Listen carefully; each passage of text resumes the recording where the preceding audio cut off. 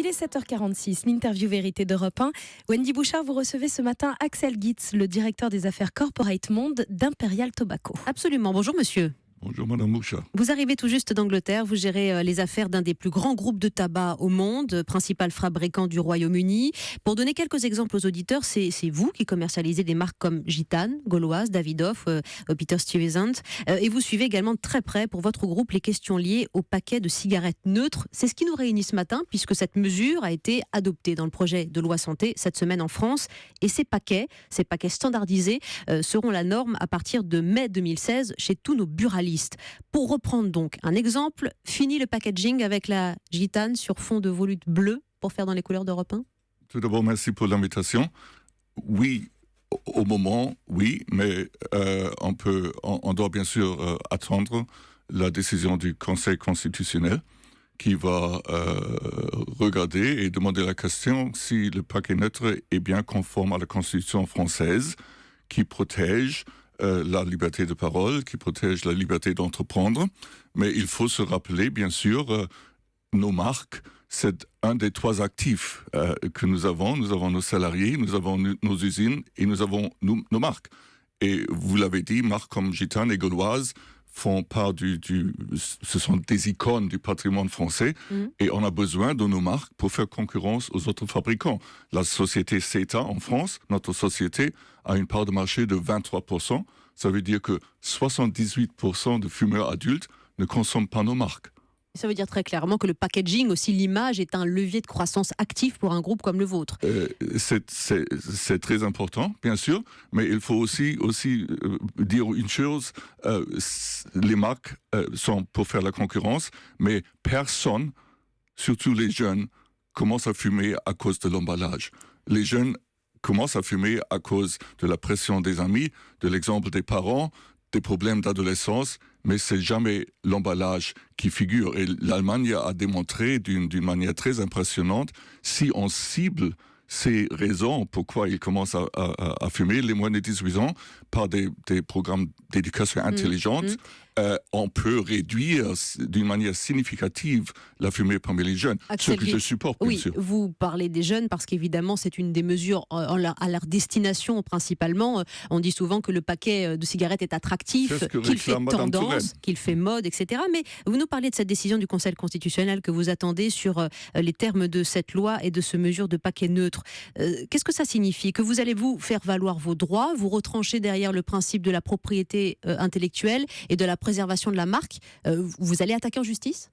Alors tout d'abord, le Conseil constitutionnel n'est pas saisi par nous, il est saisi par les parlementaires. Absolument. Il en faut 60 de l'Assemblée et Saisine du Sénat.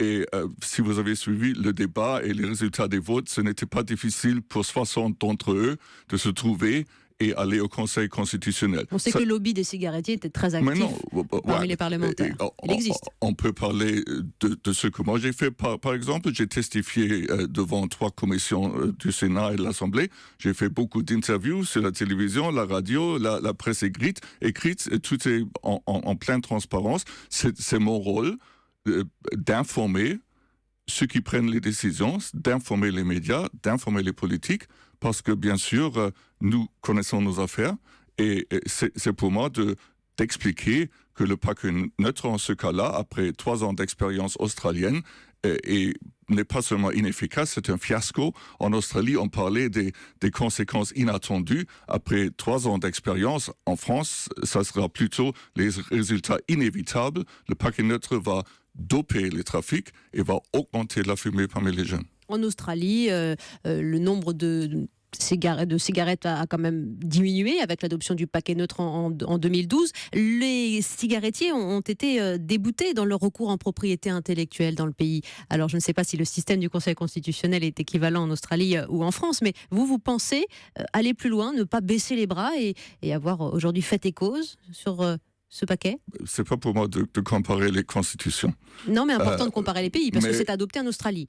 Ça ne l'est pas encore en France. Il faut le dire que des procès judiciaires sont toujours en dernier recours.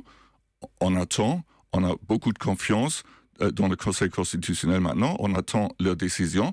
En Suède, en fait, récemment, le Parlement a fait une enquête et a décidé que le paquet neutre ne conformerait pas à la constitution suédoise, et je pense que la constitution française protège les droits intellectuels, protège la liberté de parole, la liberté d'entreprendre de la même manière que la constitution suédoise.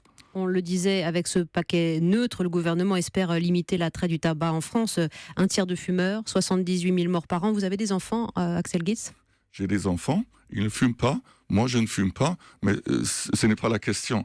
C'est une question importante. Non, 40% des 16-25 ans fument régulièrement aujourd'hui. On connaît les conséquences sur la santé. Ça, c'est le problème. Parce que, comme je l'ai dit, en Allemagne, on a adressé ce problème-là. On a réduit la fumée parmi les jeunes à 11% avec des programmes d'éducation qui ciblent les raisons pourquoi les jeunes fument. Et encore une fois, ce n'est pas l'emballage. Vous voulez continuer à vendre, mais que les gouvernements poussent des programmes d'éducation, très bien. Manou nous écrit sur europe1.fr. Qu'est-ce qui nous empêchera d'acheter nos cigarettes et de les mettre dans un étui fashion ou personnalisé ? Qu'est-ce qui nous empêchera de fumer ? Elle n'a pas tort, Manon. Le paquet ne trouve pas, ça ne se trouve rien, je pense. Bon, alors... mais rien ne vous empêcherait non plus d'acheter chez les trafiquants. La France, aujourd'hui déjà, sans le paquet neutre, est la championne d'Europe du marché parallèle. 26% des cigarettes consommées ici ne sont pas taxées. Tout le monde perd. Les buralistes perdent, l'industrie perd, le ministre du budget perd. C'est seulement les criminels qui gagnent et ils se frottent les mains. C'est un beau cadeau Noël de la part de Madame Touraine et ils vendent aux enfants. Alors, la France est dans la zone Schengen, dans l'Europe. Votre argument, c'est la contrebande. Mais il y a très peu d'études sur la question.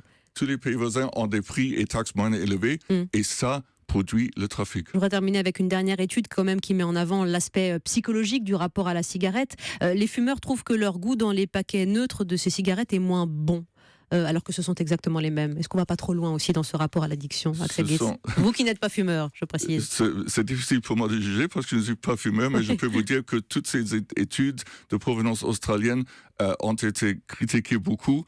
Elles ne prouvent rien. Et la consommation en Australie suit des tendances long terme. Oui, elle diminue, bien sûr. Mais après l'introduction du paquet neutre, on n'a pas vu une réduction sensationnelle. Et aussi en Australie, ça va avec des taxes significatives, alors ça ne prouve rien. Axel Gitz, on a compris, on attend la décision du Conseil constitutionnel. Sinon, vous pouvez pousser une action en justice et vous enjoignez le gouvernement à pousser plutôt des programmes de prévention plutôt qu'à vous imposer le paquet neutre dans les bureaux de tabac qui, a priori, serait obligatoire à partir du mois de mai 2016 en France. Merci beaucoup. Merci à vous. Le directeur des affaires corporate monde d'Imperial Tobacco. Vous verrez.